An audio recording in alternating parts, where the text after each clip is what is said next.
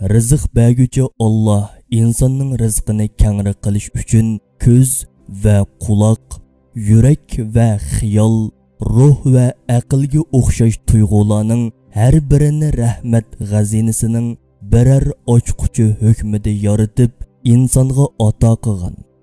Masalan, ko'z koinotdagi go'zallik va chiroyga o'xshash qimmatlik xazinalarni ochadigan bir ochquchdir. Til yemek-ichmek g'azinasining bir ochquchidir.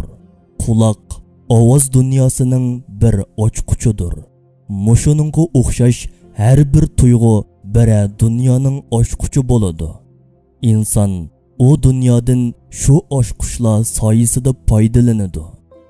Demak, har bir a'zo va tuyg'u ne'matlarga erishishiga vasila bo'lgani uchun bular Allohning rizq berguvchi sifatining bir namoyandasi hisoblanadi.